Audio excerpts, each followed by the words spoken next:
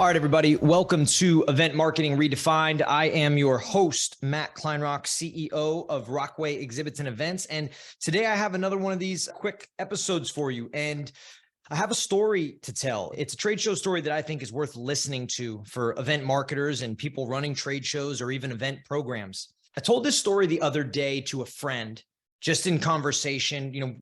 We're talking about this show and a couple other things. And they were like, you got to tell that story. It's a great story. So here we are. 2013, 14, when we were getting kind of Rockway up off the ground, we were probably a business for 2-3 years at the time. A big brand in Manhattan had come to us.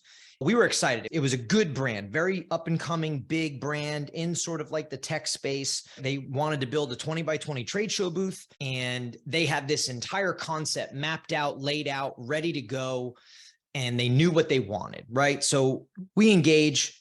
We start having discussions about the show, learn that they have never exhibited at this show before. They've really never even attended it. They already have a full-blown concept that they had created with their team and sort of mapped out this themed, what they were saying was like a strategic kind of cool concept.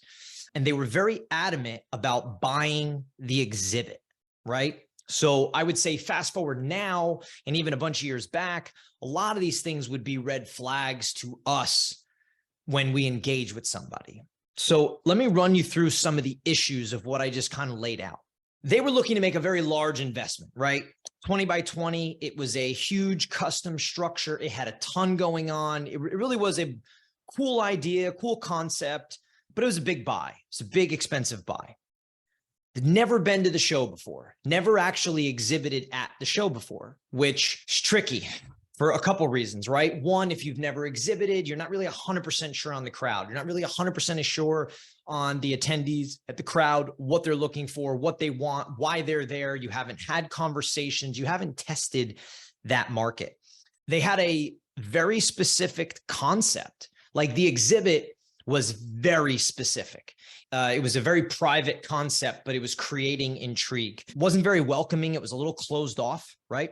When you have a concept that you are looking to create intrigue and get people to come in to do something, when it's not welcoming, when it's not open, this really requires a lot of upfront work. It requires a lot of upfront marketing. It also requires having been at the show, knowing the crowd, having a customer base there per se that knows you're typically there, and really a lot of upfront marketing so people understand this form of campaign when they get there, right? Next piece of this is that they had no other trade shows booked. So going back to some of this is never exhibited before at this show. No other trade shows booked for the year, and a very specific concept. I would never recommend anybody buy a trade show booth if those were sort of the details, right? Because a purchase exhibit is a big investment. You're buying it up front, and then you're retaining the asset. You own it. You got to ship it. You got to build it. You got to maintain it. You got to store it. There's so much to do with expenses that come after the fact. And like I said, when you have a concept that is unique, I understand the thought and purpose of wanting to be unique and different and create intrigue, but it's not a good concept to go out first time at a show that you're not really fully aware of or a show that you've not fully engaged in. So what happened, right? We had good rapport with them. They wanted us to bid on the job. We asked a lot of questions. And, we were engaged because of the name and because, of the size exhibit and the investment. And there was a lot of good stuff there. We were trying to get them to rethink the concept. We kept asking, like, what about this do you think is going to work and why? Without having the prior knowledge of being at that show, I just wasn't loving the answers that we were getting about it, right? What we sort of proposed to them was, okay, you've never been to this show. You don't fully know the crowd. You don't know if you're going to get results. This concept is super unique. Why buy the booth? Why not rent a super similar concept? It'd have to be built slightly differently, right? Like they wanted this big custom large wood, like brand new built structure, pretty much like a house essentially. And you're talking $250,000 just for the booth. And then after that, the services, the shipping of it, the labor of it, the storage of it, the drayage at the show, it was a monster to maintain. We kind of proposed renting. We said, hey, why don't you rent? We can basically lay out a concept super similar to this. So it has the same vibe, same feel, the exact concept that you want, since we can't move you off of the concept. We had sort of warned them like, hey, at a trade show, like people are not just going to walk in a door with very little branding and no signage or flow. Like they're not going to be that intrigued. People are typically a little bit reserved. So we couldn't get them off. We're like, hey, rent, minimal investment. You'd be talking $100,000, $125,000, maybe 150 in that range, all in for the booth, for the shipping, for the labor, for everything. And then you don't own the booth. So if this thing flops, if it doesn't miss, if the show is bad, if the concept doesn't work, if your ideal customer is not there, if there's things about this that don't work, you're not stuck with a $250,000 exhibit that's going to cost you 20 grand a year to store and another X amount if you're going to be using it ever again. There's a difference between using fabrics, hard walls, and things like that. There's big storage costs that, that go in there. Now, one thing I think to be mindful of, and this is another thing that we run into sometimes we run into companies that we're working with where either the marketing person that we're working with has no event marketing experience. People typically sometimes will get into trade shows and some form of an executive or vice president or CMO or a person will be like, hey, let's go do this trade show, and love the idea. I think it's great. But rather, they just take somebody that they may seem best fit to go do it, but they don't have event marketing experience, right? Event marketing is very different from event planning. Event planning is logistic. Event planning is making sure that everything comes together. Event planning, it's kind of like the behind the curtain, just making sure that when the curtains open, everything's good. But that's not really trade shows, right? Trade shows is truly event marketing. It's marketing that needs to be treated as a campaign. Event marketers with experience, a lot of ones I've worked with, they understand intent and strategy, measurement, creating campaigns at these shows, tying these measurables and goals to company goals and creating like real business outcomes, right? So we see this a lot, and we did not have a contact. They were new to this. It was different to them. And it was something that they were sort of spreading the wealth through multiple people. So again, another red flag that maybe we didn't notice back in our day, in our early day. But again, I say all this because I want people listening to understand these are mistakes we've seen over and over again. Okay. So let's go to sort of like the pitch meeting. I remember it really clearly. Went into Manhattan, went to their office, sat down, had really good rapport with a bunch of their contacts and people that we were working with. We essentially told them that we didn't want to sell them this trade show booth. We didn't want to sell them a $250,000 booth that was built from scratch, hard walls, on this concept that was unproven and without a big trade show schedule to back it. So let me go a little more into that. I am super wary of people buying exhibits, honestly, super wary. Like, it is something that I think you have to be very careful when you're purchasing an exhibit. Typically, if you're going to buy a booth, you need to be buying something that you're going to use, like 7, 8, 9, 10 times a year. Maybe it modularly breaks down. You have it as a 10 by 20, you have it as a 20 by 20, a 20 by 30, and it's just getting a lot of use. And you are able to sort of get the most out of the investment, and you have a lot of commitments to trade shows. Essentially, I really love rental exhibits for a lot of scenarios because it lacks commitment. It gives you flexibility. It allows you to test trade shows with concepts. It allows you to adjust year to year. So they were a perfect case for this. We tried to pitch it to them. We tried to get them in the right direction, and we were sort of getting them there.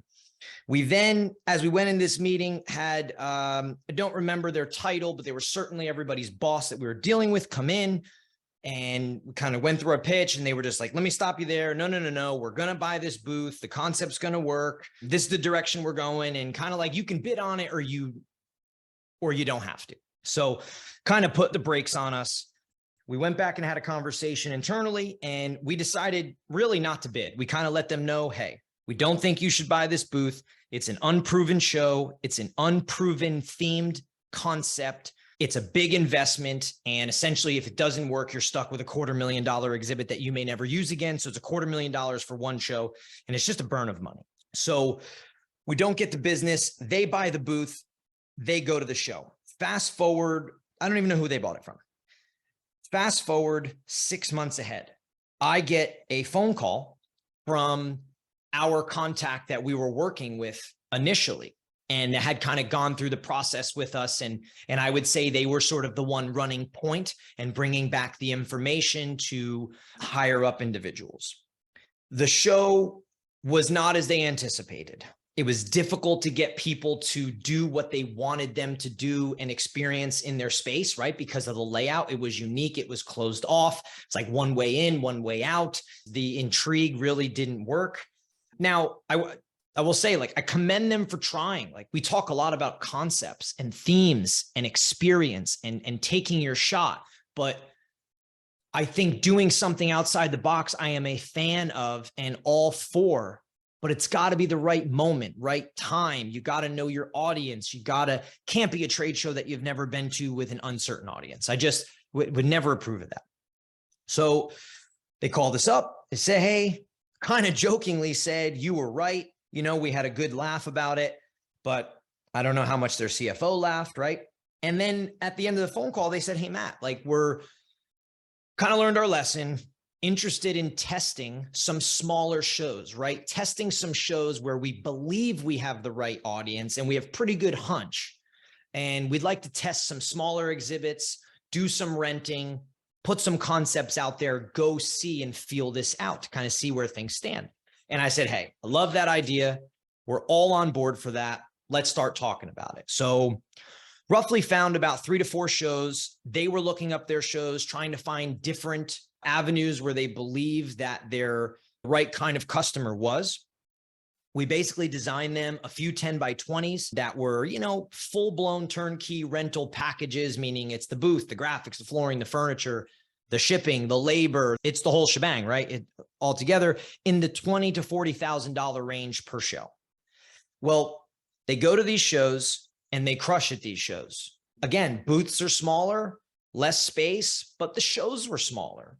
They just so happen to who their customer is and where they sell. These smaller shows were better. It was more niche and focused on the customer. It was a more personalized experience at these shows. It was a more welcoming experience at these shows in a smaller space. It really worked for them. And I mean, we worked for them for probably another 3-4 years, I'd say, until, I don't want to say they grew out of trade shows, but they became a very, very, very large brand. For my knowledge, I don't believe they do trade shows anymore. So look, I think this is a good story for people for a lot of reasons. It's not a story like we were right, they were wrong. Look, we were right. There's a lot of times we've been wrong as well, but I just think it's a great story if you're an event marketer, if you're a marketer, if you're being thrown into trade shows, if you're planning, coordinating, and working on your company's trade shows. Is like, you have to test trade shows that you don't know. So if like the CEO or the CMO comes in and they're like, hey, we want to go to this show, blah, blah, blah. Well, I know it's difficult to have any pushback. Don't have pushback, but let's just come up with something that maybe is more of a test, right? Maybe a rental, something smaller. Let's put together a strategy. Let's put together some form of campaign where you can go test the show. Like 1 year is not going to kill you. Going to the trade show, a new one that year to test it and not going all in with everything you got, it's not going to kill you. Go test it. Go get some results. Go get some measurables. Be like, okay, wow, like that was the right audience. Then you can retool the next year. You can go bigger. You can stay the same size. You can change the experience you're giving your customer. You can change how you cater it, how it's designed, how it's laid out. Like, you learn so much year to year. You just can't go gung-ho all in on that first one if it's new. Do a lot of show research, right? Who are your customers? You got to have a good customer profile. Where are these people? What trade shows? What events? And then the other question you have to be asking yourself is, just because you believe that show would be good, dig another step deeper. Learn why they are there. They may be there with zero interest, even if you have the greatest offer in the world, to work with a new partner or to be sold. Like, they may not be there for that at all, like not the least bit. So if that's the case, maybe you go, but you change your approach. You don't do a big trade show booth and you're there selling and wheeling and dealing, right? Maybe you go there and you throw an awesome happy hour for them. You're just totally relationship driven and like throw the value that direction. Like, you gotta switch up your strategy based on your show research and understand who the customer is, why that customer is there, and deliver them something of value to get your brand out there, to elevate the brand and give them an experience with you, right? I talked about this earlier. Purchasing is a slippery slope. If you're going to buy a trade show booth, you really got to be doing a lot of shows. You just do. Even then, I try to steer people from it because once you buy it, you're really locked into it. Buying is much more expensive than renting. It is much more expensive because you buy the booth and you get the booth. And then from there, you got to store it, ship it, maintain it, labor on the show floor. Like these bills just continue to add up. So that initial investment has to be sort of bled off of it over time. You got to use it 3, 4, 5, 6. I mean, you got to use it a lot per year to make it worth your while. And then even then, I wouldn't suggest going more than 2, 3 years with the same booth. I mean, you're going to show up at the same trade show for 3 years in a row with the same layout, same concept, same mess. It just gets old, right? You want to be retooling. You want to be adjusting. You want to be running campaigns at your trade shows. You want to be strategizing and going there with this intent and purpose to create results. Bigger is not always better, right? So some trade shows, like you don't need to have a 30 by 30, a 40 by whatever. You don't need to have a massive booth. You can be in a 10 by 20, 10 by 30, a 20 by 20. You can be in a smaller space. Again, depends on the show, depends on the customer. Is it a bigger show, smaller show? Is it an annual show? There's so many different things, but you got to know this as an event marketer. You have to get this all under control so that you can appropriately go exhibit versus just exhibiting maybe the way you always have. Like, oh yeah, we always use a 10 by 20. We go to this show and you just go. You don't want to do it mindlessly. We want to do it strategically. I think one of the last things that comes down to this is to treat trade shows like a campaign, right? You want to treat them like almost any other form of marketing, like run a campaign, start to finish. It means it's got purpose and intent. You have messaging prior to the event. It's kind of alive, right? You're marketing it, you're promoting it, you're trying to get people to your space, you're trying to get them to come to your experience, you're trying to get them come to your happy hour, you're trying to, whatever it may be, you're trying to create a campaign that starts, it runs into the show, you deliver this brand experience where you're taking people through whatever it is, your education, your speaking, maybe it's fun, maybe it's product displays, maybe it's some form of engagement, whatever. Then post-show goes to follow-up. Do you send them something? How do you extend the life of the show? If your trade show's only 3 days, how do you extend the life of the show so that really it's like 360 days a year, right? Like you're getting that extension, you're making it a full campaign. And you can really only do that because it's time consuming if you've put the thought into it, if you've put the intent, if you've put the strategy, if you know your customer. So this is a cool story and I felt like I should share it because I do think it is a kind of word to the wise for people that are exhibiting, right? You don't always have to go big, a slippery slope when you buy. Really know the trade shows you're going to. You can test concepts with rentals.